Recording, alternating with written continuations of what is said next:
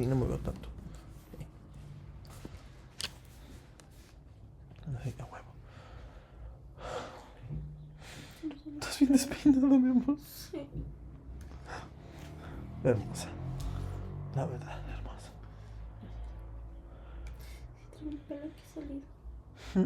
Que traigo un pelo aquí salido. No sé, escuché. Dije, ¿entiendes? O sea, me reí. Ay, mis ojos. Listo, chicos. No había visto que estaba muy despeinada. Listo, ya quedó. Ok. Bueno, entonces vamos a dar un segundito más para poder tomar la asistencia, pero te faltan algunos de su cámara. Déjenme, ay, no, es que están limpiando. Voy a agarrar una hojita para tomar sus participaciones. No, así está.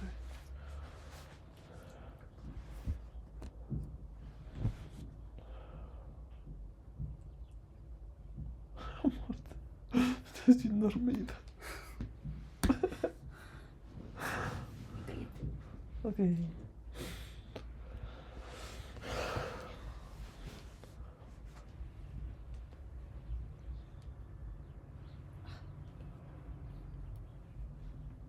bonita te ves.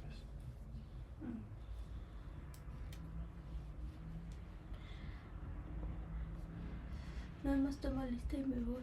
Listo, ya tengo dónde tomar sus participaciones, porque no puedo ir por mi cuadernito. Que están limpiando y voy a ir a ensuciar. ¿Por qué lo tomaste aquí, mujer? Ok. Se me ven mis ojos. Bueno, Es que ya no veo. vamos a tomar su asistencia. Están bien cerrados. Que digan secos. Falta nada más una persona, no sé quién falta. Todavía pues.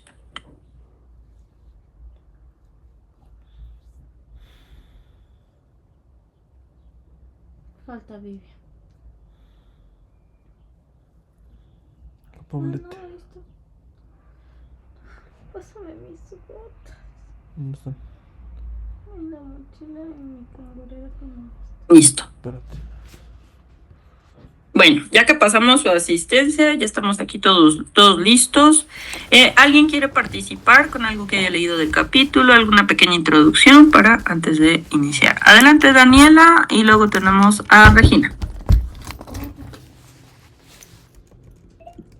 Sí se escucha. Sí. Bueno, en sí lo de habla, bueno, lo que me pidió fue lo de la inflamación y habla que la inflamación es una respuesta a pues ya sea un patógeno, un cuerpo extraño, una enfermedad, pero que en sí una inflamación nos ayuda hasta cierto punto, pero el problema es cuando ya está, o sea, cuando ya está bien regulada la inflamación. Y tenemos dos tipos de inflamación, la aguda y la crónica. La aguda es la de los neutrófilos y la crónica de los macrófagos. Y bueno, linfocitos y otras células. Ok.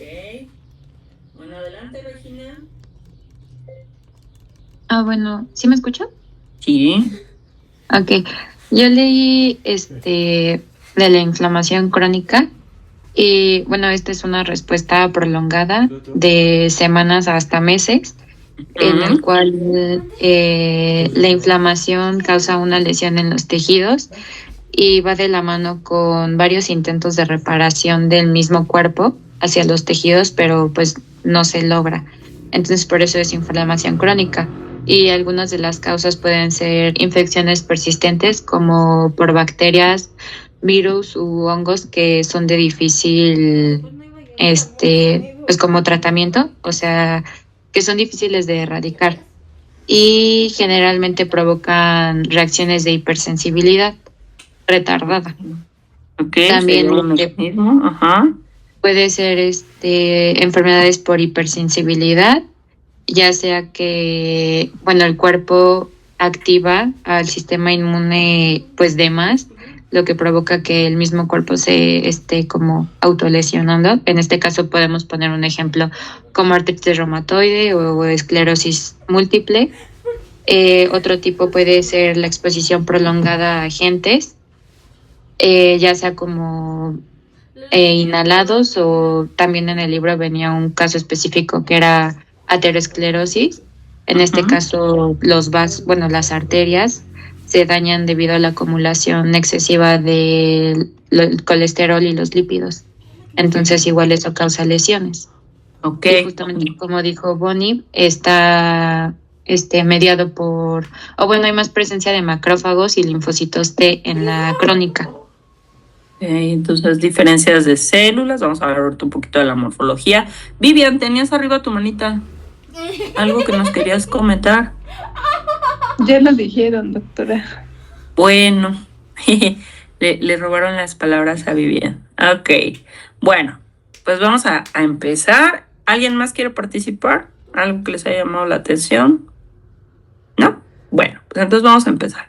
Fíjense, chicos, que este capítulo ustedes ya lo vieron en microbiología seguro, o sea, como una parte, y la otra parte en inmunología básica. Es como un repaso. Sin embargo, acuérdense que esta materia se dedica a ver los cambios morfológicos pues que subyacen a diferentes procesos. Esto es como lo nuevo, digámoslo por decir así. Nosotros, pues recordando la historia de la medicina y bueno, pues nuestros signos y síntomas, sabemos que la inflamación hay calor, rubor, tumor, dolor y pérdida de la función. Lo dijo inicialmente Celso y luego lo enriqueció Rudolf Virchow. Entonces, eso ustedes ya se lo saben de memoria. Y bueno, pues casi siempre nosotros asociamos a la inflamación en nuestros pacientes, pues muchas veces a estos signos, ¿no? Entonces, signos, y en el caso también, pues el dolor es un síntoma. Ahí no tendríamos manera de medir qué tanto, le preguntamos, ¿no? ¿Cuánto duele? Cuidado, porque pues vamos a ver, y ya se los había comentado, que en esta materia no tengan miedo a decir la palabra tumor, ¿no? O sea, acuérdense que es correcto decir tumor a cualquier aumento de volumen. Sin embargo, pues en la actualidad esa palabra como que va más en el contexto de las neoplasias. Y bueno, pues entre nosotros podemos decir tumor, tumor, tumor, cuantas veces quieran, porque pues tiene esta connotación también de aumento de volumen, en este caso asociado a la inflamación, ¿de acuerdo? Si lo tenemos que definir, pues es una respuesta, como ya nos mencionaban sus compañeras, de los tejidos vascularizados que van a transportar leucocitos, moléculas de defensa del huésped a los sitios de infección o de lesión celular, o que son reconocidos como daño, para eliminar agentes agresores. En el sentido más ideal o absoluto y puro, tendría que ser solo para componentes extraños, delimitar daño, etcétera. Sin embargo, las mismas respuestas, por ahí ya nos decían que en la parte de la inflamación crónica pueden ser usadas contra nuestro propio organismo, y vamos a ver más adelante otro capítulo que habla de la hipersensibilidad, entonces que pues va ligado también a esto.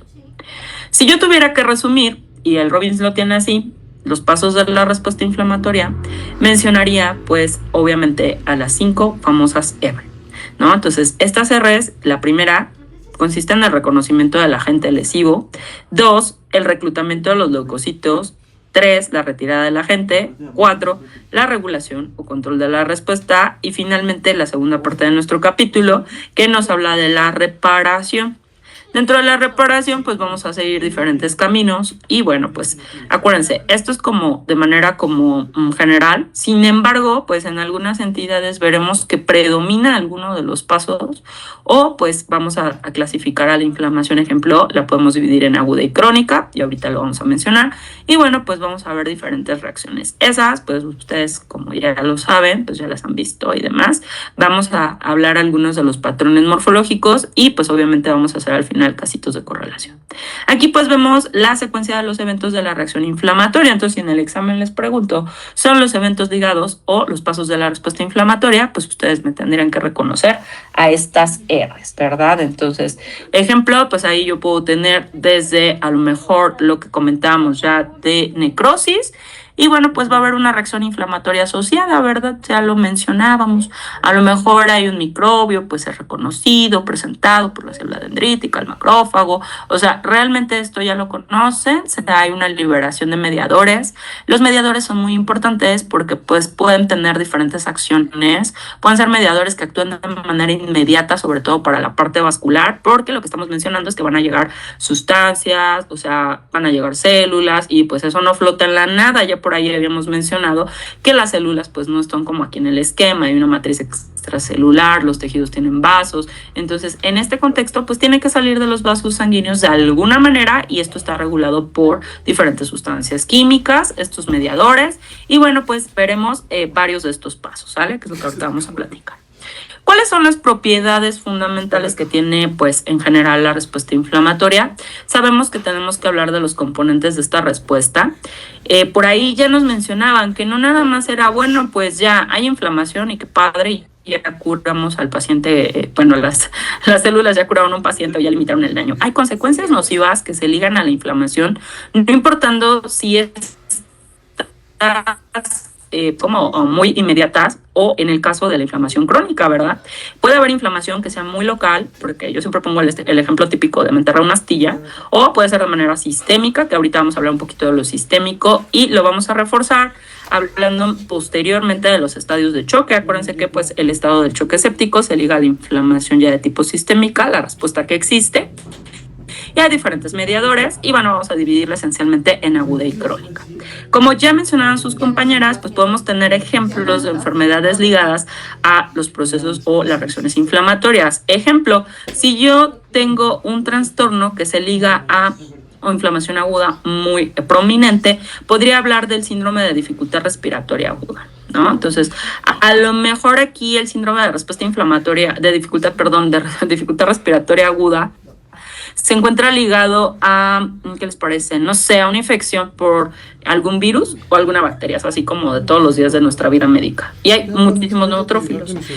Entonces vamos a ver que hay ciertas células que van a predominar para la inflamación aguda y crónica. Yo me acuerdo cuando éramos recientes, nos decían, bueno, si tú ves neutrófilos, ponle que es agudo, y si ves linfocitos y macrófagos, ponle que es crónico. Básicamente esta regla sí se puede aplicar, sin embargo en algunos tipos de reacciones pues vamos a empezar a ver a las células combinadas y en algunos puntos pues no es posible como establecer esencialmente así que tan agudo si no sé el contexto clínico. Por ahí hay bromas de los patólogos, ¿no? Que no sé si recuerdan ese pequeño meme de los loros, de un loro que le ponen un gorrito así de graduado con un birretito y que dice, ay, aprende a decir inflamación crónica y se gradúa de patólogo.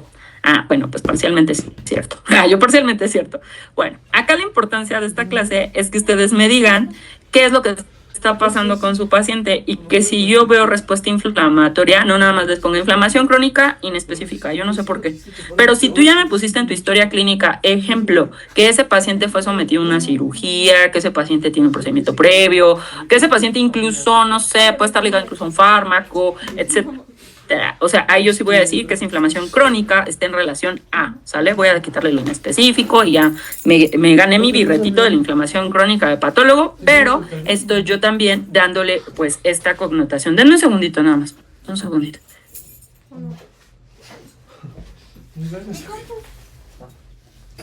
¿No tienes pila en ella, eh? Sí, Pero creo que mi mamá ya no está, así que ya si quieres yo me despido por ellos. Sí, no se te queda nada.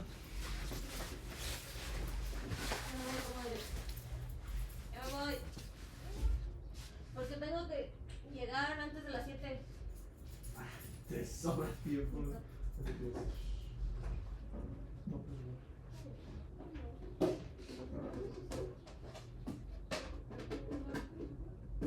Sí, sí.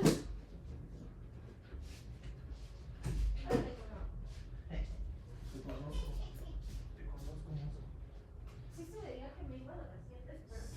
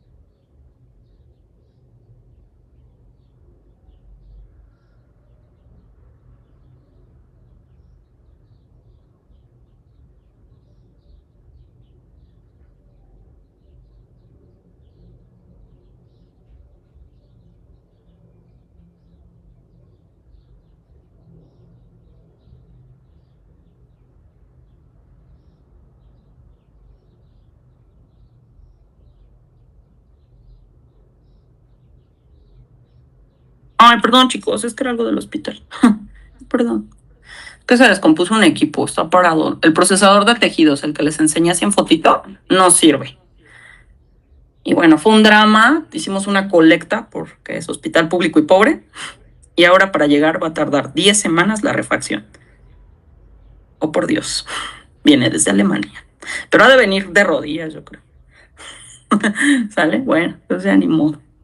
Bueno, seguimos. Entonces, si ya se vieron aquí la tabla, pues ya estamos en el ejemplo de que ya no nada más voy a poner inflamación crónica y ya van a decir, estos patólogos no saben nada. Bueno, si ustedes me ponen un cuadro clínico y yo puedo orientar esa inflamación, aún en el tejido más genérico de la vida, pues vamos a poder decir un poco más acerca de ello, ¿sale? Entonces esto, así que quede súper claro. ¿Que ese meme es parcialmente cierto? Sí, si no tiene datos clínicos. Si tiene datos clínicos, la solicitud y yo sé el contexto del paciente, puedo encaminar mi diagnóstico o en determinado momento me puede llegar a ser muy llamativo algún proceso inflamatorio donde, por ejemplo, predominen las células plasmáticas, se me ocurre. A mí, por ejemplo, no me había tocado y me tocó volver a estudiar que las células plasmáticas, cuando se ligan a la inflamación en cabeza y cuello, es así como algo que puede pasar muchísimo y que pueden ser muy abundantes. Entonces me tocó un caso recientemente y dije, ay, ¿por qué tantas plasmáticas? Y ya me puse a buscar. Y dicen, bueno, pues es que en cabeza y cuello puede ser frecuente, les gustan mucho las células plasmáticas y pueden estar en relación, ejemplo, una foliculitis, que alguien se haya lesionado en la piel y a veces ni siquiera ya ver al folículo piloso ni sobre la estructura epitelial, pero sí ver muchas plasmáticas. Entonces, esto, si se fijan, sí es importante de repente porque tiene un contexto. A lo mejor su paciente llega con el aumento de volumen, así me pasó con ese paciente, ¿no? Y tenía así tal cual un aumento de volumen y dice, es que me salió esta lesión. Y resultó ser inflamatoria. Entonces, ese aumento de volumen tenía un origen inflamatorio y bueno, pues lo único que se veía era inflamación. Había que darle el contexto clínico que fue ese. Ejemplo. Bueno, ¿qué más? Más adelante vamos a hablar de algunas de estas patologías, como ya nos decía su compañera Regina, que le había llamado la atención, por ejemplo, la aterosclerosis, esa la vamos a platicar. Vamos a ver, por ejemplo, el síndrome de dificultad respiratoria, pues también aplicado, digámoslo así. Y bueno, pues nuevamente dividimos, ¿no? Agudo y crónico. Agudo, pues dura horas, días, o sea, es muy breve. Y si yo voy a ver al microscopio, pues voy a ver un montón de células polimorfonucleares, o sea, neutrófilos principalmente, ¿no? Entonces, hay mis leucocitos, el edema, que propiamente no vemos edema, vamos a ver ahorita que lo que vemos es como si se separase el tejido y voy a ver pues este proceso a través de que yo veo pues digamos detritus, que yo veo esta separación del tejido que me está reflejando al exudado y a las proteínas plasmáticas, tal cual yo no lo puedo ver. Sin embargo, si ustedes hicieran, por ejemplo, lo vamos a ver ahorita en los derrames, y mandan a hacer un citoquímico, entonces en el laboratorio les dicen, tiene tanto de proteínas, vale tanto las proteínas, tiene tanto de esto. Entonces ustedes dicen, pues ese derrame es un exudado, es un trasudado con estas características químicas. Y ya me lo mandan a mí para preguntarme, oye, ¿tiene células neoplásicas? Oye, ¿tiene microorganismos o algo que te llame la atención? Hace algunos días yo insistía con médicos, pues ya, obviamente titulados y más que eso, les decía, pues que no sabemos de fisiopatología de los derrames, porfa, no todos los derrames van corriendo para patología, hay indicaciones para su estudio, ¿sale? Entonces, si es algo que no checan su correlación clínico-patológica, pues sí, mándenmelo, si no, pues no es necesario, a veces yo les digo, y menos que me lleven 5 litros de ascitis cuando saben que su paciente tiene insuficiencia hepática, ejemplo, ¿no? Entonces, si me dices, oye, sí, tienes insuficiencia hepática, pero creo que tiene una peritonitis aguda bacteriana espontánea, oye, sí, está padre, lo puedo ver, sin embargo, pues el laboratorio te puede decir si hay o no bichos. Entonces, siempre considerar este tipo de reacciones y que no es necesariamente todo lo que vemos en esta clase quiere decir que yo veo todo eso en el laboratorio. A veces sí, a veces no. Yo siempre les digo, hay que usar de manera razonable pues las biopsias, ¿no? O sea, no vamos a andar quitándole pedazos a las personas o tomando líquidos o haciendo de todo porque decimos, a ver qué sale. No, tienen indicaciones. Crónica. A veces, pues ya, ¿no? Entonces, dura días. ¿Y por qué puntos suspensivos? Ya nos los decía su compañera, ¿no? Puede durar semanas, días, incluso años, o sea, toda la eternidad, casi la inflamación crónica. Aquí lo que va a predominar son los linfocitos y macrófagos, o sea, se células mononucleares.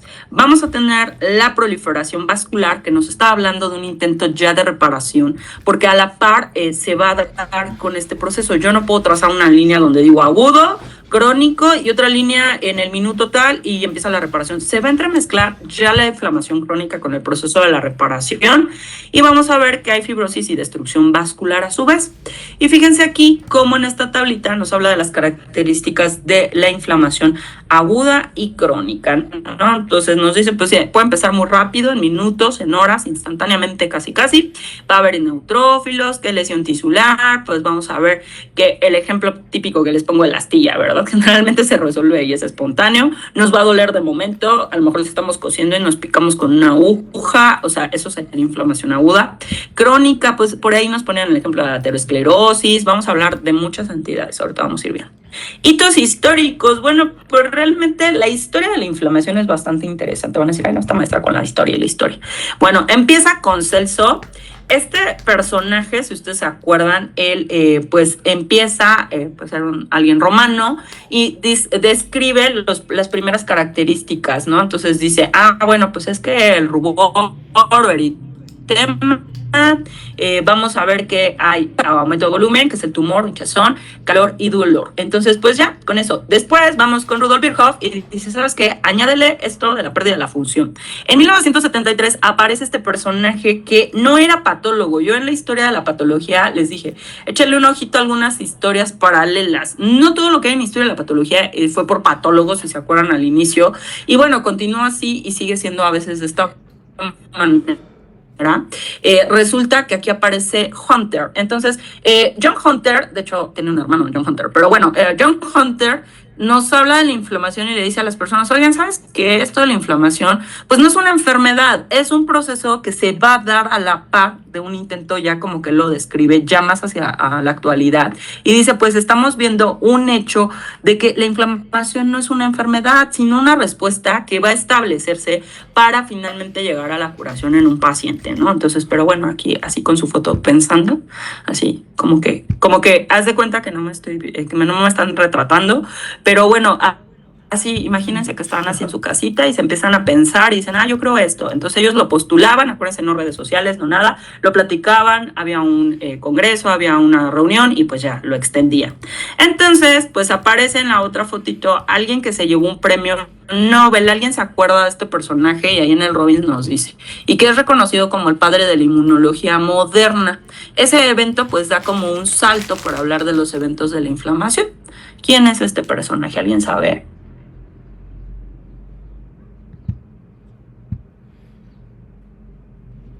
No estoy segura, doctora, pero creo que es Edward Jenner. Bueno, no sé si sea él. Se parece un poquillo, pero no. Este de acá es Eli Mechnikov. Y entonces Eli Mechnikov lo que describe es la fagocitosis.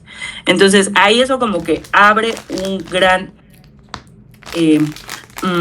pues un mundo de decir, mira lo que está pasando esta célula, y la ilustra esa fagocitosis.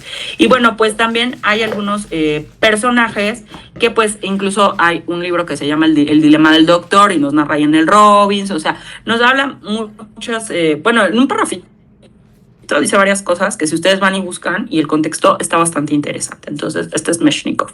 Entonces, sí podría haber sido Jenner, o sea, pero bueno, él se dedicaba más a una onda todavía más específica hacia la parte microbiológica. Entonces, bueno, pues esos fueron como algunos de los hitos históricos. Y bueno, este tipo de conceptos y el hablar de que ya el proceso estaba ligado a intentar reparar y que era como tipo, digamos, causa-problema, pues nos lleva también a la parte donde se empiezan a diseñar ciertos fármacos que nos ayudasen a regular esta respuesta inflamatoria. Entonces, ejemplo, pues un antiinflamatorio, pues eso pues también revoluciona la historia de la medicina, solo al hablar de la parte de la inflamación. Bueno, vamos a seguir. Causas de la inflamación. La verdad es que la inflamación tiene muchas causas. Son diversos estímulos. Como que en nuestra vida, en nuestra práctica clínica, nos quedamos mucho en la parte de las infecciones. La parte de las infecciones va a absorber muchas veces nuestra cabeza por completo, porque es algo que es muy frecuente.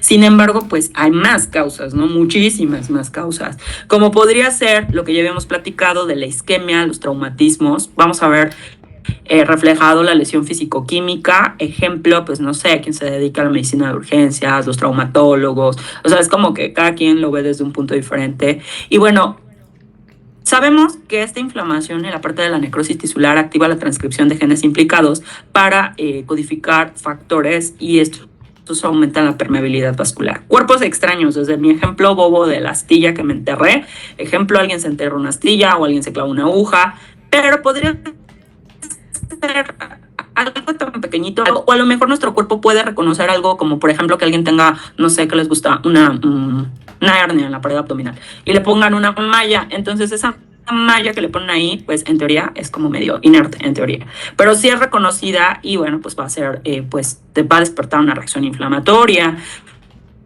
Si ponen una prótesis, o sea, realmente los cuerpos extraños pues podrían ser muchísimos. Y bueno, pues ahorita lo vamos a dejar así como en el tintero, las reacciones inmunitarias y de hipersensibilidad, que es un capítulo que va a venir más adelante, y bueno, pues vamos a hablar de ello. Bueno, de nuestras R's, el reconocimiento de microbios y células dañadas, pues el reconocimiento de los componentes o sustancias microbianas liberadas por las células dañadas es el primer paso de la inflamación. Se puede dar por los receptores microbianos de las células, los sensores de la lesión celular, algunos otros receptores, las proteínas secundantes. Aquí lo vamos a hacer como muy a la Walt Disney, porque realmente esto ya lo saben en inmunología. ¿Sale? Entonces, bueno, vamos a empezar con la inflamación aguda. Tiene 3 componentes básicos esta parte de la inflamación aguda, que pues su objetivo es que se dilaten los vasos muy pequeñitos para dar un lugar a el aumento de la permeabilidad y que las células lleguen a ese lugar. Y bueno, esa migración de los leucocitos es como lo podríamos resumir. Entonces, dentro de estos cambios vasculares, las principales reacciones vasculares de la inflamación aguda son el aumento del flujo de la sangre, secundario a la vasodilatación, como de la permeabilidad vascular, con el fin de incrementar la presencia de las células y proteínas de la sangre en los focos de infección y lesión, ¿de acuerdo? Va a haber cambios en el calibre y flujos vasculares, el aumento de la permeabilidad y, bueno, pues la migración de los leucocitos desde la microcirculación. ¿Sale? Acá, pues es importante saber que esto, pues, se regula por diferentes sustancias, etcétera. Entonces, aquí vamos a ver, vasodilatación va a afectar a las arteriolas y aumenta el flujo, y es lo que clínicamente vemos como eritema. Aquí va a participar mediadores como son la histamina, el óxido nítrico, que actúan directamente sobre el músculo liso, y bueno, pues van a dilatar. El aumento en la permeabilidad de los microvasos es nuestro otro evento. Entonces, por ejemplo, yo puedo tener una pérdida de líquido en el proceso inflamatorio, se va a aumentar el flujo sanguíneo. Cuando aumenta el flujo sanguíneo, aumentan los eritrocitos, que incluso los podríamos ver de manera analítica, aumenta la viscosidad en la sangre, se dilatan los pequeños vasos, aparece la éstasis, que es un nombre, pues recuérdense de los estacionamientos, que es congestión vascular, la acumulación de los leucocitos sobre todo los neutrófilos a lo largo del endotelio de los vasos, se aumenta la adherencia y bueno, van a migrar los leucocitos. En la versión normal, pues normalmente pues los alimentos van dentro de los vasos, no se salen, no se pegan, no está activado nada, sale aquí. El objetivo es llevarlo fuera de esa microcirculación. Y bueno, pues aquí vemos esquematizado lo que puede pasar. Y bueno, pues vamos a hablar de este fenómeno. Este fenómeno del aumento de la permeabilidad vascular o la llamada fuga vascular es el mecanismo de la formación del edema. Sabemos que el mecanismo de formación de edema de manera vascular pues tiene mecanismos. 1, la contracción de las células endoteliales. 2, que yo lesiona la célula endotelial. 3, aumento de transitosis. Va a haber una respuesta derivada en los vasos linfáticos. Cuando aumenta este flujo, pues van a ellos a captar lo que está ahí saliendo a este espacio y vamos a tener una linfangitis y una linfadenitis. Entonces son como secundarios.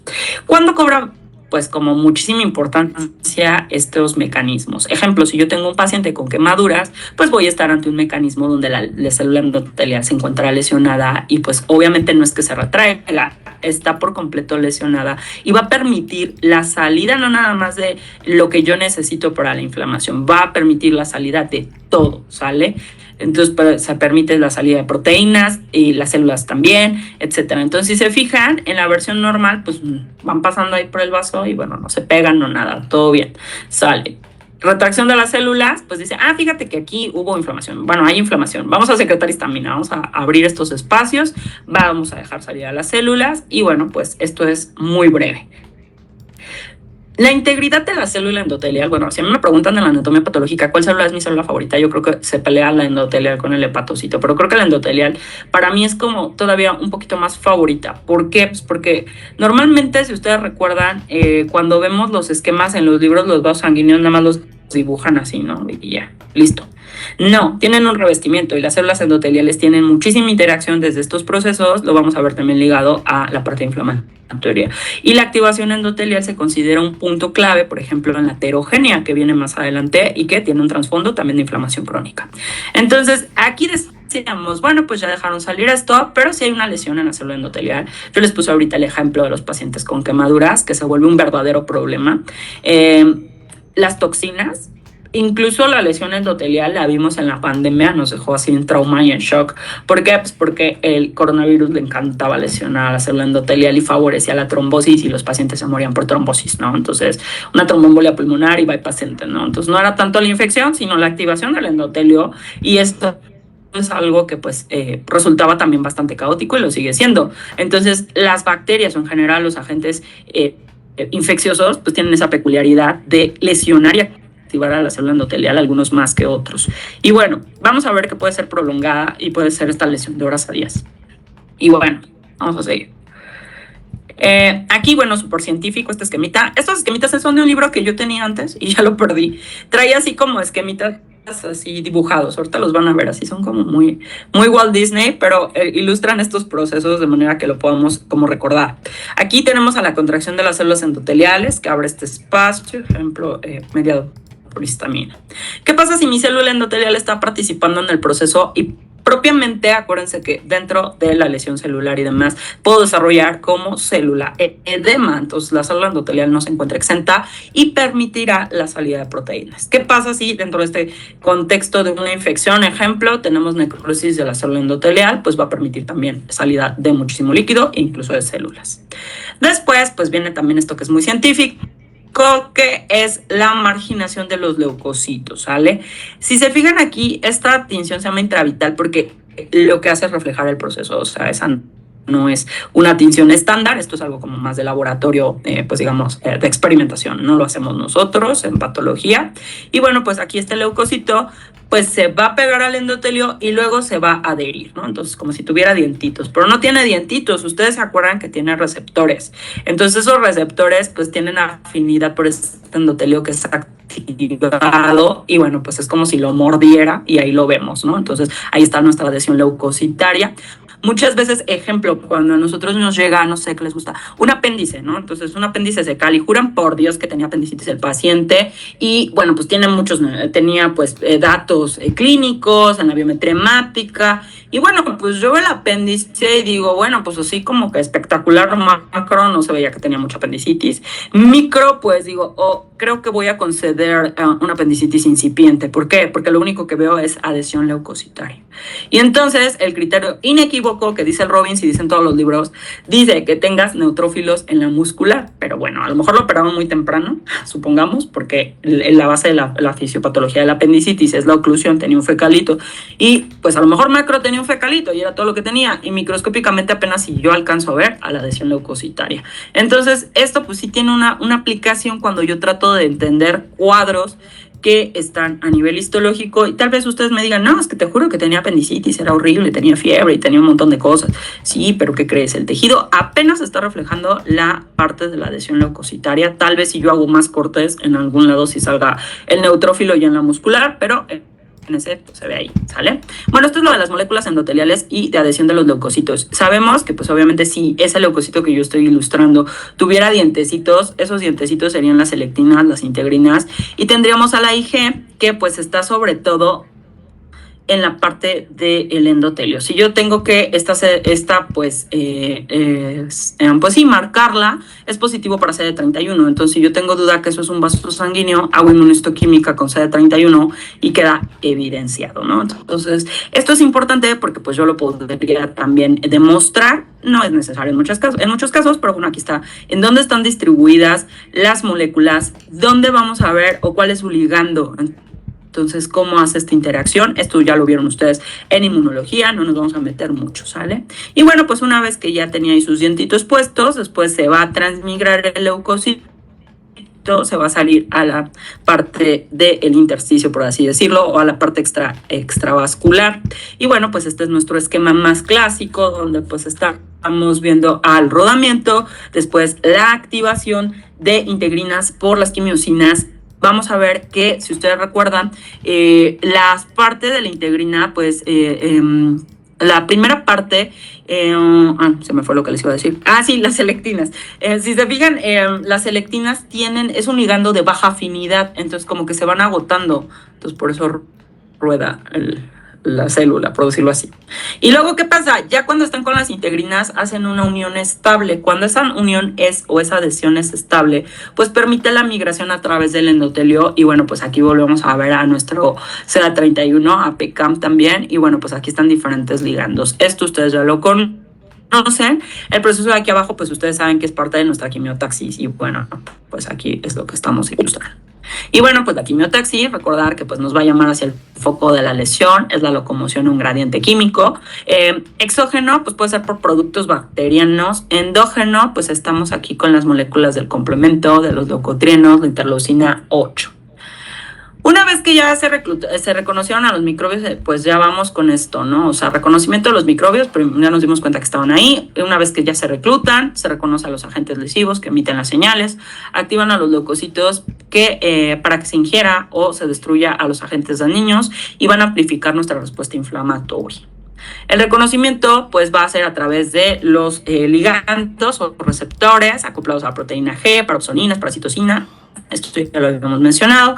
Y bueno, pues después hay que eliminar a los agentes lesivos. ¿Cómo lo hacemos? Mediante la fagocitosis, que tiene 3 fases principales, que es el reconocimiento y unión, el englobamiento y la destrucción. Aquí vemos cómo se ilustra de manera como muy sencilla la fagocitosis a través de un microorganismo, ejemplo. Entonces ahí está el receptor, va a entrar. Entonces aquí fuera un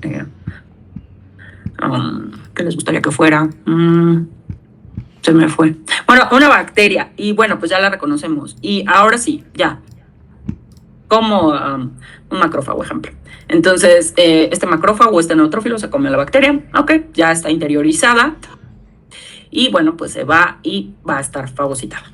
Ok, yo tengo un lisosoma, se une y forma un llamado fagolisosoma. Entonces ya me da este fagolisosoma.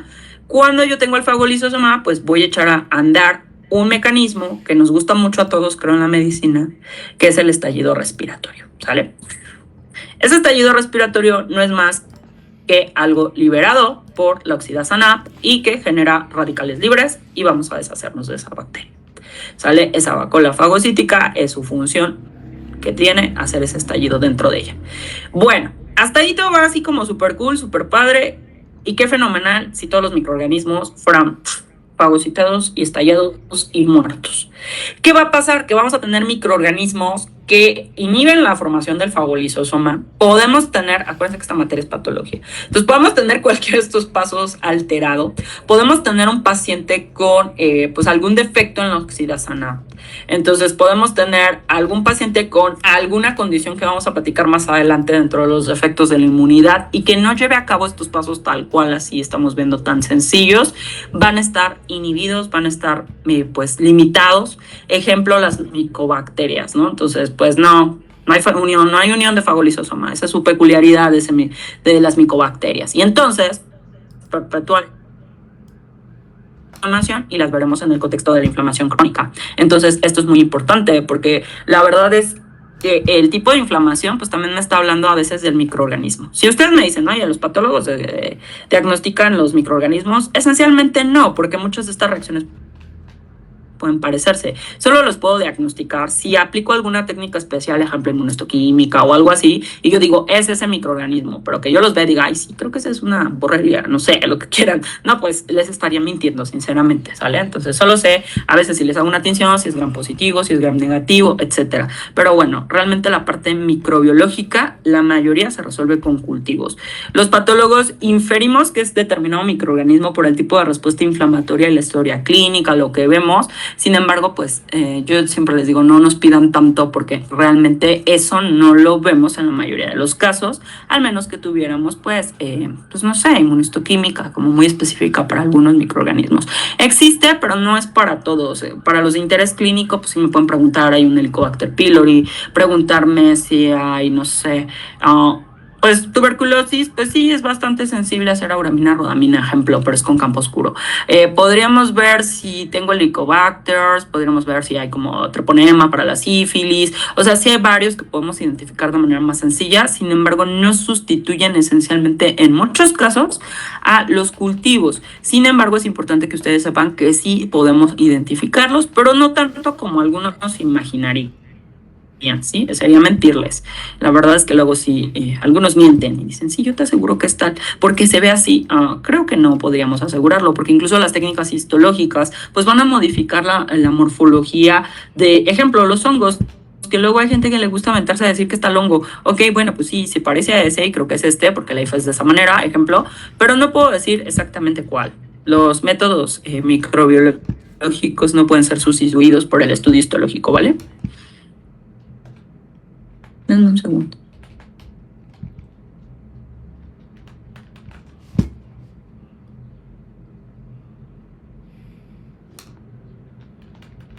Bueno, este ejemplo que vemos aquí va ligado ya no a una bacteria. Si se fijan aquí, lo que nos está ilustrando en el Robbins es un proceso de inflamación y cómo ese proceso inflamatorio va a ir cambiando de inflamación aguda y crónica. ¿Secundario a qué? Pues vamos a tener un paciente, ejemplo aquí ilustrado, de infarto del miocardio, ¿no? Entonces, pues infarto. Pues, ¿qué es el infarto? Pues le quitamos el riego sanguíneo. ¿Qué hay si le quito el riego sanguíneo? Pues necrosis. Bueno, fíjate que hay necrosis. ¿Dónde está el núcleo? Oh, no. Cariolisis, ¿no? Entonces ya, no tiene núcleo. ¿Y un montón de qué hay? De neutrófilos. Entonces, si yo les enseño esta en una lámina, van a decir inflamación aguda con necrosis. Bueno, pues aquí está la causa, ¿no? La inflamación aguda asociada a la necrosis. Infarto del miocardio. Y luego, con el paso de los días, pues van desapareciendo estas células pues multinucleadas y vamos dejando solamente a los macrófagos, a los linfocitos y bueno, pues vamos a empezar a ver pues a través de este tejido pues el intento de la reparación, ¿sale? Entonces va a ir cambiando el infiltrado inflamatorio de acuerdo a los números, el número de días que van a transcurrir. El Robbins nos hace muy bien la aclaración que es con fines de simplificación, ¿sale? Nada más dice agudo, crónico, no está tan sencillo a veces, pero es como lo que predomina. Entonces, pues la verdad es que se producen también de manera tardía, nos dice el Robbins que hay oleadas tardías de edema y que en esas oleadas tardías de edema o si incluso se reperfunde pues puede haber la aparición nuevamente de neutrófilos, pero esencialmente de manera como estereotipada, digamos, agudo, pues polimorfonucleares, crónico, pues mononucleares y ya va, ¿sale? Entonces, eso es algo como un poco cuadrado, pero pues para recordarlo está bien, ¿sale? Algunas entidades pues tienen sus peculiaridades. Bueno, hay lesiones tisulares que se inducen incluso por los leucocitos. Los leucocitos pueden secretar sustancias químicas con potencial lesivo, como es el caso de las enzimas y las especies reactivas del oxígeno. Entonces, pues vamos a ver que son causa de lesiones en el resto de las células. No es como que sea inocuo la liberación de estas enzimas y pues las proteínas pues que van ligadas a la parte de los lisosomas. Entonces, esto es muy importante porque pues a lo mejor no sé, se liberan y en ese tejido pues van a causar daño, ¿no? Entonces, esto pues ya lo saben ustedes. Bueno, mediadores y reguladores químicos de la inflamación. Los mediadores pueden ser producidos localmente por las células en el foco inflamatorio o derivar incluso de los precursores inactivos circulantes, como es el caso del complemento que se sintetiza en el hígado, ¿no? Y poniéndolo en contexto clínico, si yo tengo un paciente con insuficiencia hepática o falla hepática, pues sí es más lábil a las infecciones porque pues su complemento no se sintetiza de la misma manera y bueno, pues son activados en el foco de inflamación.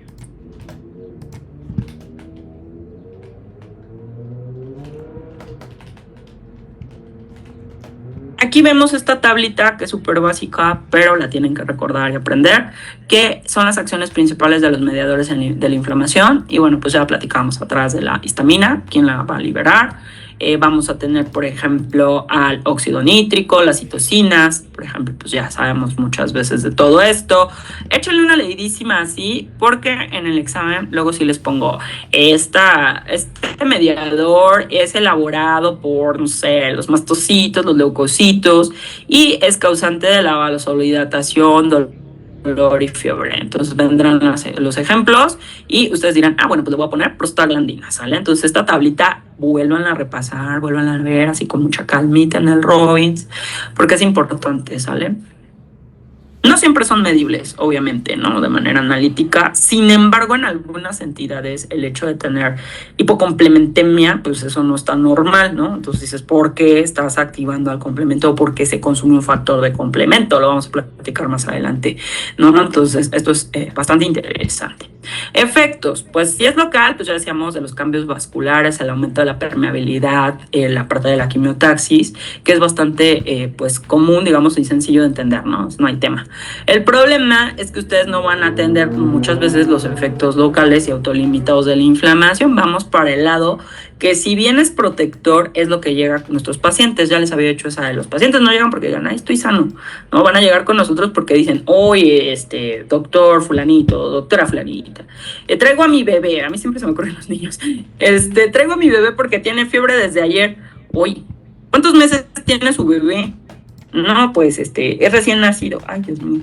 Apartado de fiebre en el recién nacido. Oiga, ¿y cómo nació, verdad? Empezamos de historia clínica y todo.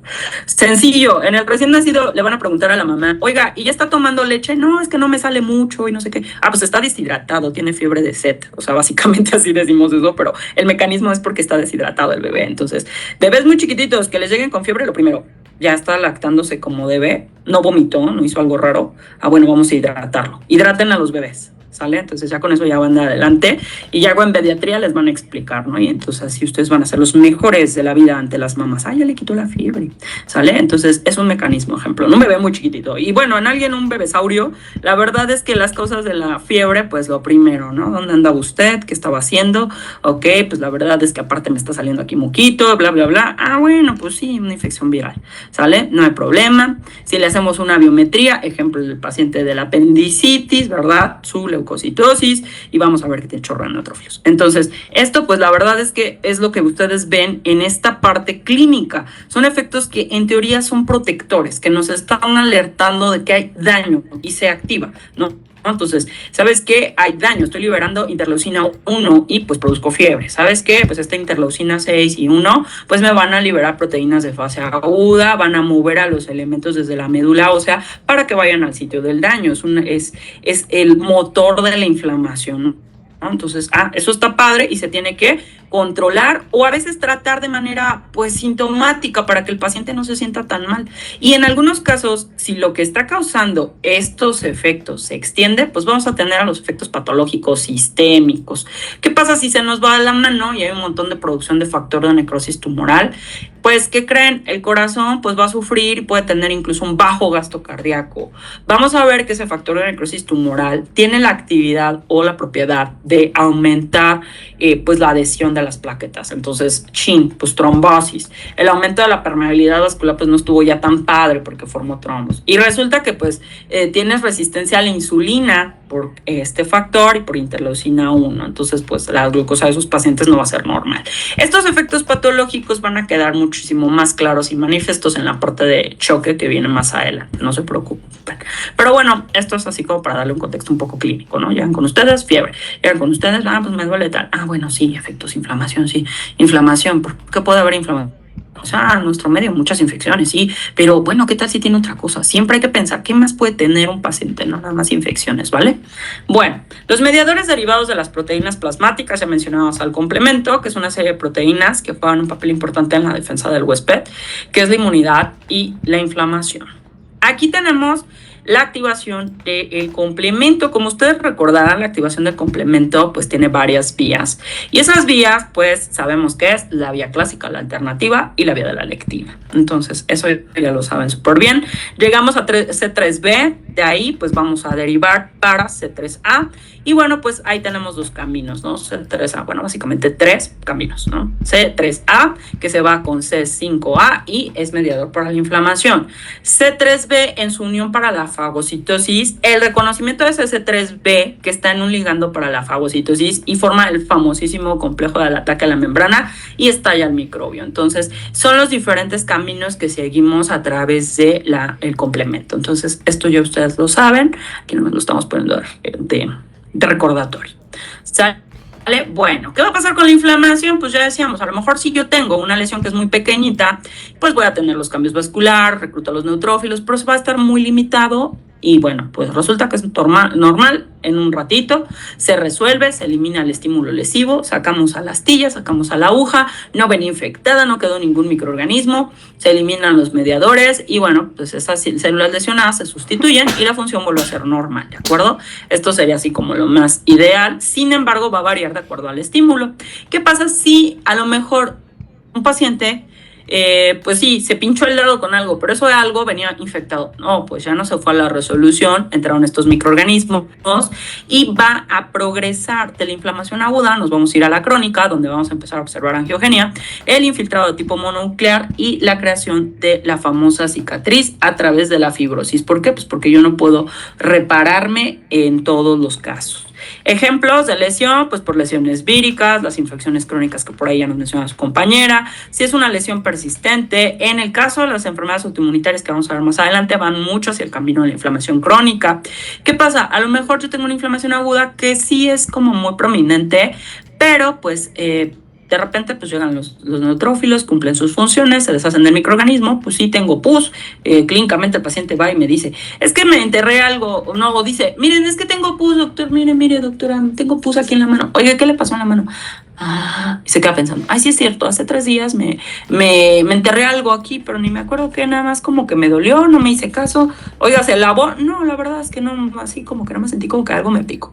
Y ya ven ustedes, pues es una herida, eso no es muy grande, pero bueno, pues a lo mejor se hirió y se infectó, a lo mejor la propia piel saben que tiene microorganismos, entraron y bueno, pues hace pus, ¿vale? Entonces, pues ya, eso es otro de los caminos. Después de que se retira la gente, le damos antibiótico, le curamos, etcétera, ya queda limpiecito. Ahora sí, ¿qué creen? Pues el daño era un poquito más extenso porque hubo formación de pus, había más células y pues va a curar, pero es a través de fibrosis, ¿sale? Le va a quedar una pequeña cicatriz secundaria a esa lesión. Entonces ese es el resultado de la inflamación aguda, puede ser la resolución o la curación mediante la cicatrización o la inflamación crónica. Ahora sí, vamos a lo que nos compete más en esta materia. ¿Hasta aquí tienen alguna duda? No, doctor. Bueno, está muy Walt Disney, la verdad es que no les puse lo de las prostaglandinas y todo eso, ya creo que eso ya se lo super saben, ¿sale? Entonces así se lo estoy poniendo muy sencillo. Ahora vamos a lo que es muy interesante en esta materia. Vamos a los patrones morfológicos de la inflamación aguda. Estos patrones morfológicos, pues lo que van a reflejar es lo que acabamos de platicar, las reacciones vasculares y celulares características de la inflamación se van a traducir en un aspecto morfológico. Hay diversos tipos de inflamación, le vamos a denominar inflamación serosa, puede ser fibrinosa, puede ser supurativa o purulenta. Depende de la gente en algunas ocasiones, depende del sitio del daño y vamos a verlo morfológicamente. Ejemplo, inflamación serosa. La inflamación serosa se va a caracterizar porque hay un exudado de líquido que tiene bajo contenido de las células, entonces va a crear espacios. Estos espacios están creados por básicamente la lesión celular.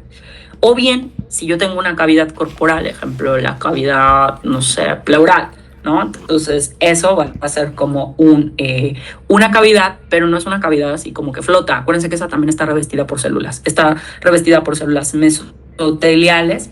Puede ser el mesotelio en esa parte, puede ser en la parte peritoneal, entonces el pericardio. Entonces, muchas veces esta inflamación serosa, el líquido, pues no va a tener como tal microbios o muchos leucocitos, o va a ser así como lleno de infiltrado, sino pues que está formado a través del edema. Si se fijan, volvemos al tema de la formación del edema y esa fisiopatología que ustedes ya conocen de acuerdo a la dinámica de los capilares. Y bueno, pues si es en un sitio muy pequeñito esos vasos, pues puedes causar como aquí, ¿no? Estamos viendo un corte transversal de una ampolla cutánea. Entonces ves que la epidermis está separada por una colección focal y esto que no vemos, que se ve transparente, es un derrame seroso. Entonces es algo bastante evidente, ¿sale? Bueno, esta que vemos acá es la inflamación fibrinosa.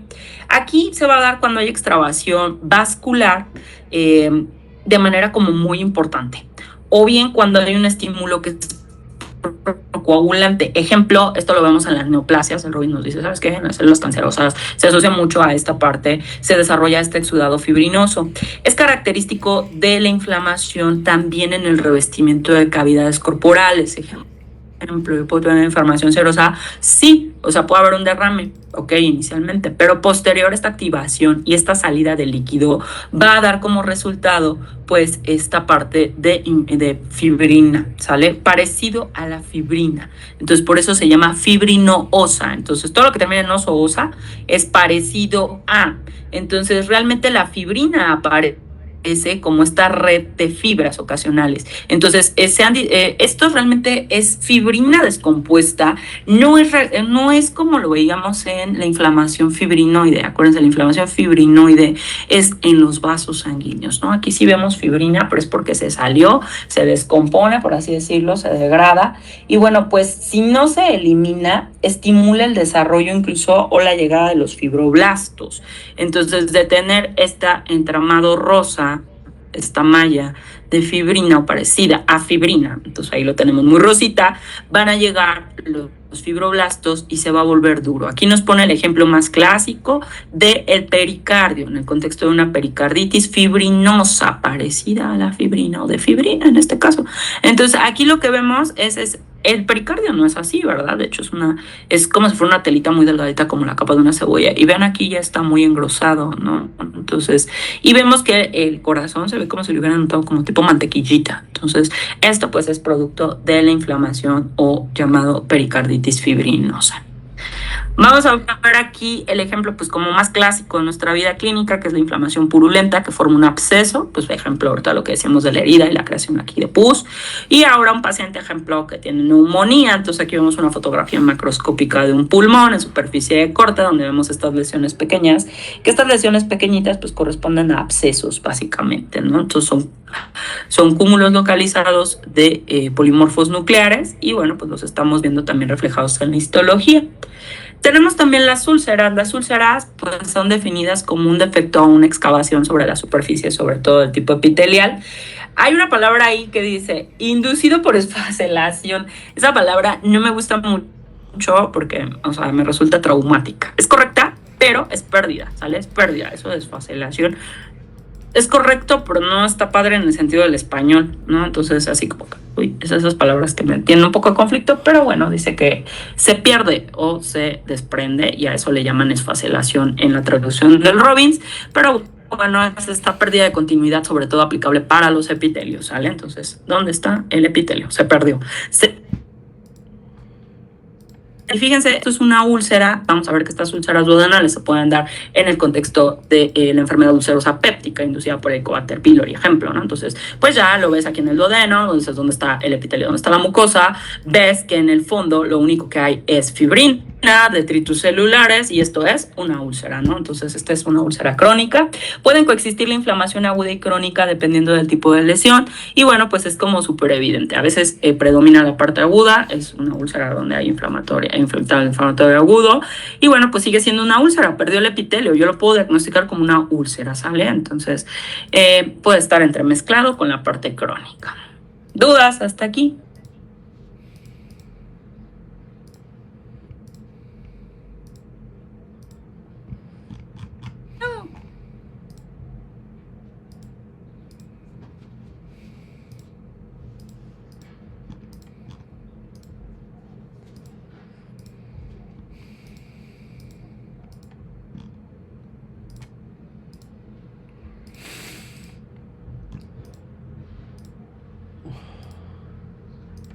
¿Sí? ¿Seguimos? ¿O siguen ahí? ¿Siguen ahí? ¿Están vivos? Yo sí de siguen ahí, ¿están vivos? Sí, Den doctora. señales de Sí, vida. doctora. Y no, muevan la mano, algo. Ok, es que acuérdense que decían que esto de las clases en línea parece ascensión como de espiritismo. Manifiéstense. Vamos a empezar a mover la mesa, ¿vale? Bueno, entonces vamos a la inflamación crónica, un poquito de inflamación crónica. Pues bueno, ¿qué pasó? A lo mejor en esta historia de, ay, me enterré la astilla y la vida y demás, ¿qué creen? Adquirí un hongo. A los hongos les gusta mucho la inflamación crónica, ¿no? Entonces así como que, y ser medio silentes. Entonces, imagínense ese camino. Seguimos con la historia de la astilla. Me encanta esa historia. Aunque bueno, no está tan real a veces, pero bueno, sí me gusta mucho esa historia.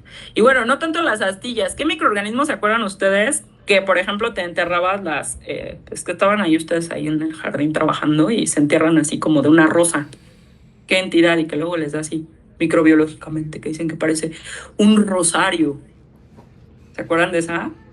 Y que se lo contagian por las rosas. El sábado me dicen, ¿vale? Y ese es un ejemplo, o sea, es algo que ustedes no le darían importancia, se dan la inoculación del microorganismo. Y entonces dicen, oh, Dios, ¿y qué es esto? Y se ve morfológicamente. Y en la clínica les dicen, es que es como si hubiera un rosario, miren.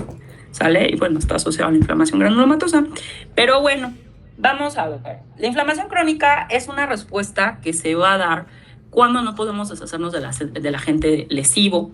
Es una destrucción, es una duración prolongada, puede durar semanas, puede durarse en años. La inflamación se mantiene, la lesión tisular y la cicatrización pues van a estar presentes. Esta cicatrización o intento de reparación, porque siempre les digo eso, imagínense que nuestro cuerpo en general fuera como una calle, ¿no? Entonces, ustedes, pues no, sí, como su casa, porque la calle nunca le da mantenimiento. Imagínense que tienen su patiecito y todo muy padre, y eso fuera como el cuerpo humano, y ven que les sale un hoyito, ¿no? Y entonces dicen, bueno, pues a lo mejor le pongo aquí una macetita, ¿no? Algo así. Pero no van a dejar su patio con un agujero. Igual pasa en nuestro cuerpo, no es como que nuestro cuerpo dice, ay, fíjate que hay una úlcera y déjala que siga ese agujero, no importa, ¿sale? Entonces va a haber un intento de reparación. El intento de reparación, cuando se está perpetuando el proceso inflamatorio, se hace a través de la fibrosis. No puedes reepitelizar ese lugar y bueno, pues lo que das es fibrosis, ¿sale? Entonces es la medida que toma nuestro cuerpo para limitar este daño, en realidad, ¿sale? Es un intento de reparación. No es el ideal, porque pues lo más ideal en reparar sería que nos regeneráramos, pero veremos que por el tipo de células, que por el tipo de estructuras, pues esto se va limitando. Órganos que sí se pueden reparar y nunca hay que decirle a los pacientes, pues el hígado, ¿verdad? De ejemplo, ese sí tiene capacidad de división celular, ahorita lo vamos a ver, ¿sale? Bueno. Vamos a ver aquí que en el Robbins nos hace un ejemplo así como muy clásico. Dice, pues ¿sabes qué? Te voy a comparar. Vamos a comparar en el pulmón, nosotros acabamos de ver esta foto. Entonces, vean bien esta es la inflamación aguda. Y vamos a comparar que del otro lado, aquí está la inflamación aguda, vemos, fíjense, me encanta el pulmón. Yo me encanta el pulmón, a mí todo me encanta. Bueno, pues si no me encantara, pues me dedicaría a otra cosa. Pero bueno, me encanta. ¿Por qué? Pues porque resulta que aquí el intersticio es así raquítico. O sea, los septos alveolares es todo lo que hay de tejido, como digámoslo así, pero pues es un órgano diseñado para tener en su interior aire. ¿Qué pasa cuando en su interior no hay aire? Pues bueno, en la clínica le llamamos zonas de condensación. La patología también. Estoy ocupando los espacios aéreos. ¿Qué ocupa los espacios aéreos? Inflamación aguda, vean. ¿Y qué estoy viendo así como que no veo habitualmente? Pues un montón de capilares dilatados. Pues sí están ahí, hematosis, eritrocitos, sí, pero se ven muchísimo. ¿Por qué? Pues porque permitieron esos vasos la salida del infiltrado inflamatorio, ¿sale? Entonces aquí, versión aguda, congestión vascular, súper evidente, y voy a ver la salida de esas células al espacio, ¿sale? Ya, ahí está mi espacio alveolar lleno, neumonía. Esto es agudo. Bueno, pues resulta que pues no le di bien su antibiótico, o probablemente era un bicho muy potente que tenía resistencia, etcétera. Y bueno, pues va a evolucionar a una neumonía que se vuelve crónica, ¿sale? O sea, el proceso se va a volver crónico. El proceso se vuelve crónico y de tener un septo alveolar delgadito, así como un trazo, ven aquí, cómo se expandió. Y fíjense qué encuentran aquí. Empiezan a encontrar estas células que parecen así como si fueran unos renacuajillos y que son fibroblastos. Entonces, tú estás entremezclando el proceso inflamatorio, que aquí está marcado con un asterisco. ¿Qué hay aquí? Un cúmulo de linfocitos. Están a 3 segundos e incluso parecer que tienen un centro germinal. O sea, ahí están los linfocitos, ¿no? Entonces, está mi cúmulo de linfocitos, mi inflamación crónica, células mononucleares, veo macrófagos y veo que ese intersticio que yo veía así súper delgadito, esos septos, ahora están expandidos y hay presencia de fibrosis. E incluso encuentro a la hiperplasia de la parte de... a la hiperplasia de los neumocitos. Entonces, realmente estos están revestidos totalmente, ya empieza la fibrosis y esto ya no se parece a esto, ¿sale? Entonces, es lo que nos dice el Robbins. Fíjate que en lo agudo, pues sí, se parece bastante, no tienes destrucción tisular como tal. El problema empieza en la parte crónica porque estás entremezclando ya un intento de la reparación y estás perpetuando un daño. La respuesta inflamatoria per se no suele ser inocua y eso es algo que tenemos que tener muy claro para nuestra vida clínica.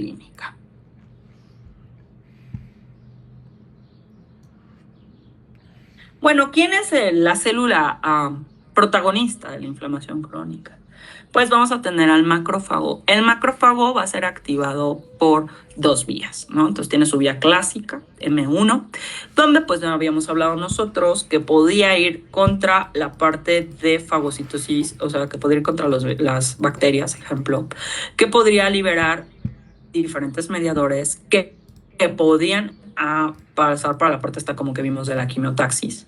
Y resulta que tiene que estar regulado, o sea, estas vías están reguladas. Aquí muy a la Walt Disney, pues la regulación negativa es por interleucina 13 y 14, se van a retroalimentar de manera positiva si yo todavía tengo microbios y otros factores. Y bueno, pues la vía alternativa de otros de los macrófagos, estos macrófagos se van a dedicar a la producción de factores de crecimiento y estos factores de crecimiento van a inducir a la reparación tisular y a la fibrosis, van a seguir secretando cierta parte de interleucina, en este caso 10, y pues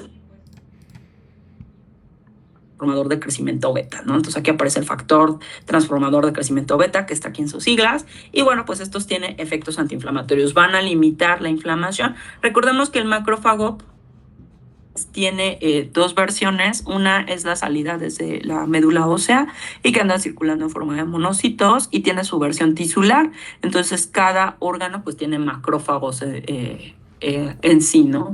Ejemplo, pues si estoy en el riñón, ¿cómo se llama ese macrófago? Célula mesangial. Si estoy en el hígado, célula de Kupffer. Si estoy en el cerebro, la microglia. O sea, realmente pues esos viven y residen en los tejidos.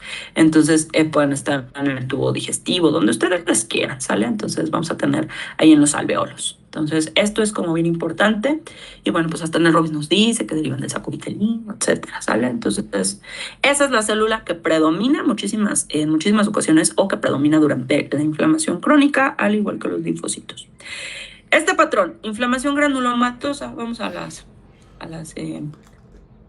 los patrones morfológicos. Es un patrón definido de inflamación crónica que se va a caracterizar por agregados de macrófagos activos con linfocitos aislados. Los granulomas son característicos de algunos cuadros patológicos específicos. Pero por favor, o sea, yo siempre les digo, por favor, repitan después de mí. Inflamación granulomatosa no es equivalente a tuberculosis. O sea, realmente lo que yo estoy diciendo, inflamación granulomatosa, quiere decir que hay inflamación crónica, que se forma un granuloma. Causas de granulomas hay bastantes, nada más que siempre hay que tener en cuenta en este bello país a la tuberculosis. No es lo único, ¿vale? Bueno, aquí ejemplo, yo les puse una célula gigante multinucleada que se forma por los agregados de los macrófagos. Así bien padre. Y en el interior, ¿qué creen que tiene? Tiene material de sutura. Entonces, esta es inflamación granulomatosa de pared en un paciente que tenía una malla. Entonces, esto es así como, vean, no todo en la vida es que es microorganismos. Este de acá es el granuloma típico secundario a la infección por Mycobacterium tuberculosis. Entonces, ahí esa es la diferencia, es que es una área central de necrosis, que se conoce como necrosis gaseosa. También los macrófagos epitelioides que están activados, las células gigantes, la acumulación periférica, dicen que tiene un cuello y arete de linfocitos. Entonces ahí lo tenemos. Esos macrófagos interactúan con los linfocitos y van a llamarlos y van a quedar ahí alrededor, ¿vale? Entonces, si yo lo veo en un corte histológico, digo, chin, células gigantes multinucleadas, centro de necrosis, collarete de linfocitos, y me pusieron que era un paciente inmunosuprimido, voy a decir, a este sí le hago técnicas especiales para ver si tiene tuberculosis. Pero si a todos dicen que lo que diga granulomatoso es tuberculosis, no, quiere decir que esta materia no la pasaron de día, fue de noche. Y bueno, se juro que sí existe ese caso.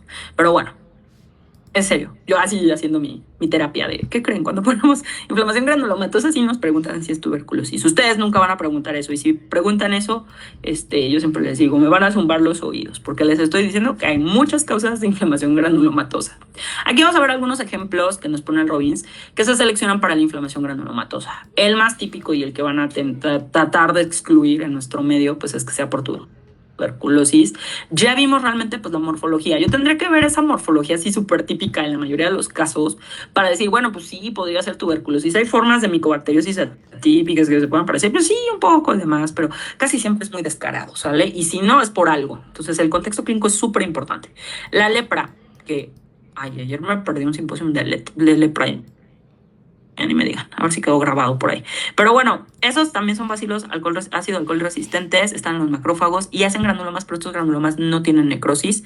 Está la sífilis, que es una lesión que microscópicamente, tanto macro como micro, es como muy de histiocitos, y en la macro parece como si fuera pus a veces.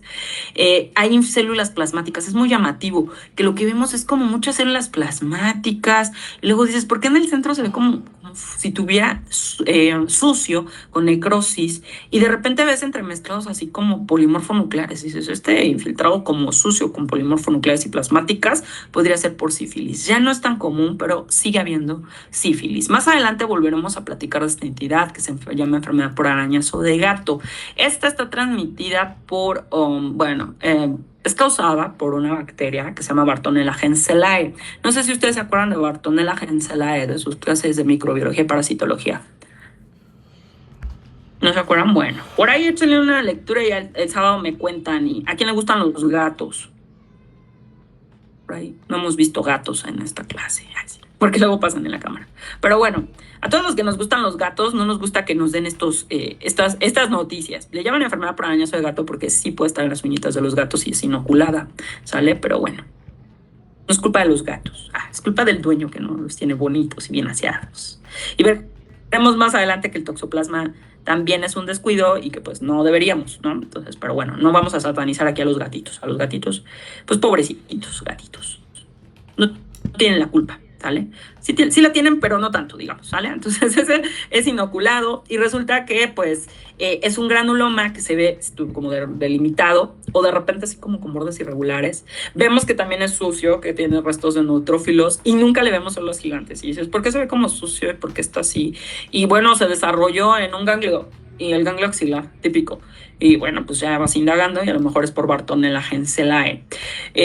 Sarcoidosis. Esa sarcoidosis nos va a causar mucho problema. La verdad es que es una enfermedad que se considera de exclusión porque dices, bueno, pues todas estas de esta lista más otras más tienen granulomas y dices, oye, porque como que todas estas tienen granulomas, pero ya le hice pruebas microbiológicas, hasta PCR, secuenciaciones, lo que ustedes quieran, y no encontré el microorganismo.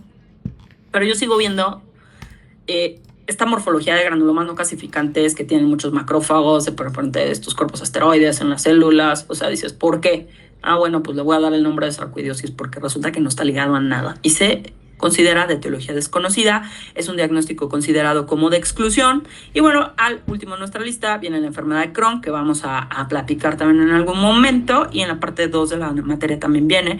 Es una reacción inmunitaria frente a bacterias intestinales que se consideran como autoantígenos, y bueno, sí, que es como un autoantígeno en realidad. Y bueno, pues se forman los granulomas que no son clasificantes en la pared intestinal y pues da este típico infiltrado inflamatorio crónico, ¿sale? Entonces, y vamos a ver que en la enfermedad de Crohn, pues hay zonas donde la enfermedad coexiste con grados de actividad y tienes microabscesos en las criptas y ves abscesos crípticos, distorsión de la estructura de la cripta. Híjole, y un granuloma, pues muy probable es enfermedad de Crohn.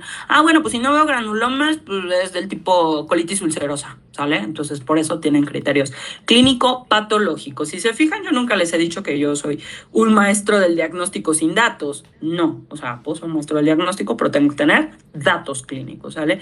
A veces es muy evidente y bueno, por eso dicen, este es mago, o mándale cualquier cosa, él te lo adivina. No, no somos magos. Las enfermedades tienen un espectro de morfologías que, si bien esta es la del libro, muchas veces rompen esas morfologías. Entonces tenemos que saber el contexto donde se encuentran, en qué paciente los estamos viendo. Ejemplo, si tienen un paciente que ya está diagnosticado con Crohn y le dan un inmunomodulador, pues ya no está igual la reacción inflamatoria, ¿sale? Entonces, ¿qué me interesa saber de ese paciente? Si tiene o no displasia en su epitelio, ¿verdad? Entonces, si se fijan, todo es de correlaciones, de datos clínicos. Yo siempre digo, me conformo con que llenen bien las solicitudes de esta materia, ya con eso yo voy a hacerla más feliz. Y que no pidan estudios transoperatorios no indicados, esa es otra cosa bien importante, que no biopsien pacientes que no tienen criterios, que sepan interpretar lo que hay en un resultado en el contexto de que digan, pues dice esto, pues esto es inflamatorio, o esto lo voy a poner en la parte de, pues, benigno totalmente. No es necesario que el patólogo... Yo tenía un compañero que ponía abajo el resultado benigno, maligno. Y yo nada más pensaba, ¿y qué? ¿Las lesiones de potencial maligno incierto? ¿Cómo les pondrás? ¿No? Entonces, no deberíamos, eso es un insulto, porque el resto que está leyendo un reporte del patólogo, pues se supone que este reporte es para médicos, no es para el paciente que diga, ay, sí, mira, aquí dice inflamación granulomatosa, seguro, hay que ver si es tuberculosis. No, el paciente nada más va por su reporte, ustedes lo leen y dicen, bueno, dice inflamación granulomatosa, y bueno, pues dice que hizo una tinción especial que no reveló que fuera positiva, entonces ya está excluyendo, al menos desde esa parte, tuberculosis, ¿vale? ¿Cuáles son los efectos sistémicos de la inflamación? En conjunto se conocen como reacción de fase aguda o síndrome de respuesta inflamatoria sistémica. Las interleucinas que ya mencionábamos, el factor de necrosis tumoral, son los mediadores más importantes de la reacción de fase aguda. La fiebre, pues por las citocinas, estimula la producción hipotalámica de prostaglandinas, que es lo que viene también aquí en el Robbins, la producción de proteínas de fase aguda, síntesis aumentada de interleucinas, la leucocitosis, y bueno, pues vamos a ver más adelante que en algunas infecciones graves pues se puede inducir incluso el choque séptico, que es una reducción de la presión arterial, coagulación intravascular diseminada, combinado de alteraciones metabólicas, inducido por concentraciones altas del factor de necrosis tisular. ¿Hasta aquí tienen alguna duda? No, doctora. No, pero ya desapareció el 90%. Ok, nada más está aquí Ana viva, está Pilar, de repente me aparece Regina. Entonces, por acá andaba Dulce, aparecen y desaparecen. Bueno, el día de hoy nos vamos a quedar hasta aquí para empezar con reparación el día sábado, que es muy breve realmente. Quiero que participen. Que si ahorita dicen, bueno, ¿hasta qué tanto me dijo? Bueno, pues voy a buscar de tuberculosis, voy a buscar esto, para que participen, porque solo hoy tenemos 3 personas con participación. Y bueno, si el sábado terminamos, que va a ser rapidísimo, el mismo sábado nos vamos a ir para la parte de aplicar la evaluación, ¿sale? Entonces, pues sí, yo qué hago, Ana. Yo qué hago, Ana. O querían descansar el sábado, pueden decírmelo con toda sinceridad y ya le decimos al doctor Jacobo, pero el jueves tendríamos que hacerlo a la velocidad del rayo e empezar el siguiente tema. Eso lo dejo también siempre a su consideración en el sentido de que ustedes saben cómo regulan sus tiempos. El doctor Jacobo es muy buena onda y yo creo que si se lo comentan, él me dice y yo también lo concedo, no hay tema, pero es que ustedes lleguen a un consenso. Si la mayoría dicen, no, pues yo no tengo tema, el sábado voy a estar en mi casita, todo bien, todo padre, no puente así extenso, bueno, pues el sábado no reunimos. Si la mayoría dicen, ¿saben qué? Es que la verdad es que voy a aprovechar el puente y voy a estar medio muerto, pues no, ¿sale? Le avisan al doctor Jacobo cualquier cosa, si no hay ningún aviso, nos conectamos el día sábado, pero pues si nos conectamos ese día hay evaluación, ¿vale? Porque ya nos falta reparación, los casitos, y de inmediato viene la evaluación. La parte número 1 de la materia, la verdad es que la podemos ver como en un mes. Yo siempre se los digo en West Hill, está mal planteado, porque la parte 2 queda pesadísima.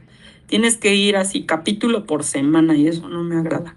Pero bueno, entonces vamos a avanzar, vamos a ver los casos de correlación. Podemos tener espacios, como en este sábado que viene, para que pues se relajen. Coméntenlo con el doctor, yo no tengo inconveniente, O sea, si me dice el doctor, no, me dijeron, yo no tengo inconveniente.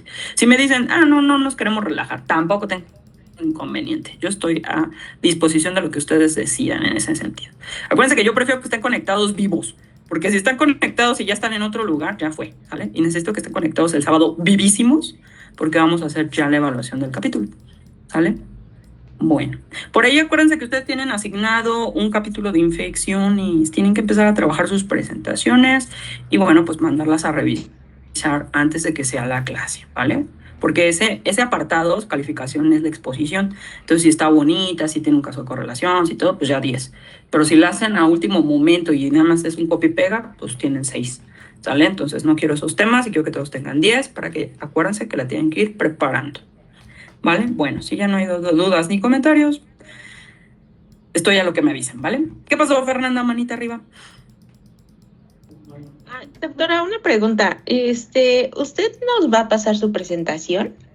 No se las paso, están horribles. Ay, están horribles. La verdad es que es el mismo Robbins. No tiene sentido. Lo que luego sí les paso son los casos de correlación. Eso sí, que son como más bonitos. Pero mi presentación está bien fea. No les sirven. Casi todos se los platico, no sé si se han dado cuenta. Chorro de fotos. A veces es como 3 fotos ahí, 2 palabras. Soy pésima. O sea, esas presentaciones. Lo importante es que estén conectados y que lo vean, ¿vale? Y que me pregunten. Ustedes pregúntenme. Ustedes díganme. ¿Vale? Para que sea como más interactivo. Por ahí tengo una versión de repaso, creo que sí, pero la versión de repaso era de la parte 1. Checo si tengo una versión de repaso de y ya se los comparto. Casi siempre lo que sí les paso, les puedo pasar son los casos, eso sí, para que lo vuelvan a repasar antes del examen. Pero en este caso, si lo hacemos el mismo día, pues no tendría mucho. Si por algo me dicen, oiga, doctora, es que pues no nos queremos conectar el sábado, pues les mando los casos y ya los platicamos el jueves, ¿vale? Entonces eso ya lo dejo a elección de los grupos y ya me comentan, ¿vale? Bueno, cuídense mucho, chicos. Bye. Bueno, doctora. Gracias, doctora. Gracias, doctora. Bye. Gracias, doctora.